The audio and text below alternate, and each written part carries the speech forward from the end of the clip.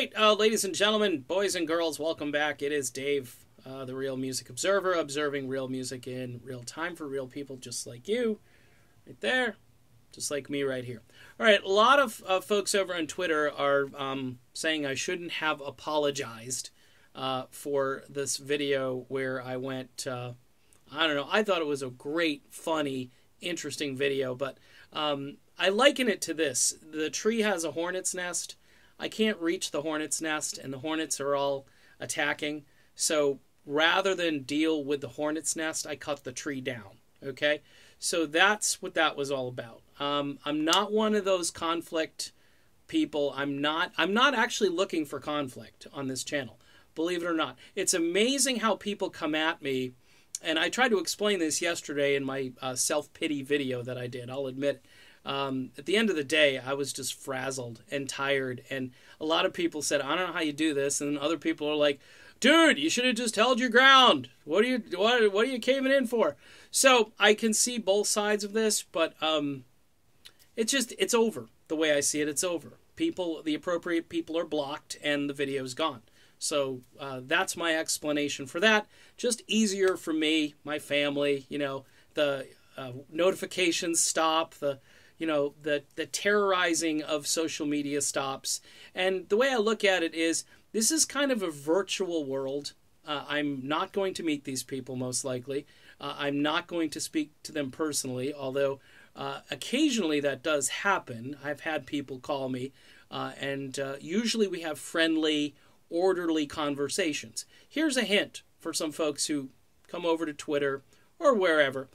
When you start off with an insult, okay, and you ratchet sort of my blood pressure up, and I'm reaching for Xanax at that point, I'm not going to be happy. And I'm not going to, and if the ratcheting continues because you don't like the fact that I'm going to stand my ground, then eventually you're going to get booted.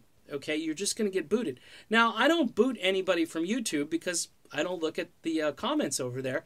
And some people are just incensed. You don't look at the No, I don't. I have a life, so I'm not going to look. Look, there are people who have millions of followers, okay, who do videos on YouTube. A lot of them never look at the comments. I mean, they open it up, but I never see postings from that person individually, okay? They don't have to. The channel is running itself, and, it's a free country. If you want to make comments, fine, but it's like I'm not going to stay up until 2 o'clock in the morning trying to wrestle with people who don't agree with my point of view, because apparently there are a lot of them, or at least there are enough of them where it's like I don't know, it's a sport. It's like a pastime, and I've noticed this throughout social media, not just on YouTube. All right, so this video, which is turning into a video about nothing, I wanted to talk briefly about this idea of Fleetwood Mac recording new music. I think it's going to happen. I really do. First of all, these guys they're energized by all of this media that seems just blissfully positive in a way. I mean, I just got through reading another review, and I'm like, holy crap, Batman. Are they listening to the same music? Look, if you didn't grow up with Fleetwood Mac, if you didn't live through the Rumors period, I had the album when it came out, just so you know how old I am. And other albums, I had Mirage, I had Tusk, I had Tango. I mean, I had all these albums. Proof positive that I'm a big Fleetwood Mac person is I was 10 years old. Other kids were buying like the Bay City Rollers and stuff like that. I went out and bought the shrunken Mick Fleetwood album, I call it. The white Fleetwood Mac album, the one with Rhiannon and Say You Love Me.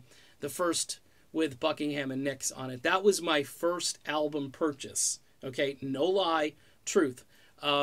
So it's just perplexing that there's nothing that remotely kind of relates to the past. Just says, yes, better than ever, moving forward, new music on the way. I just read an article like, hey, if they decide to create new music, that'd be great. They're ready. They're just better than ever. Wow. I mean, it would be extremely interesting is what I read.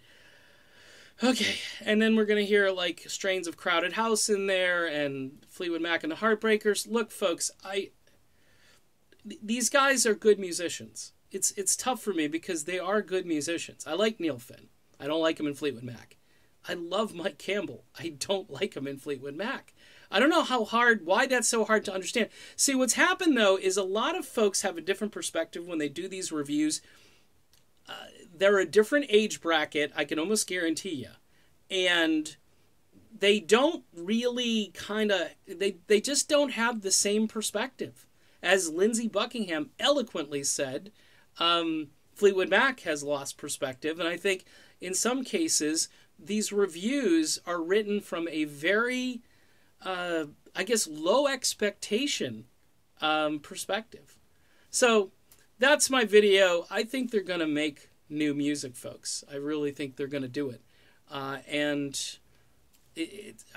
After this tour, look out. You probably get a Fleetwood Mac album with this lineup. And as the reviewer said, it will be extremely interesting, but I'm not sure if it's going to be interesting in the way that they think it's going to be interesting. But again, we'll agree to disagree when that happens, if it does. See ya.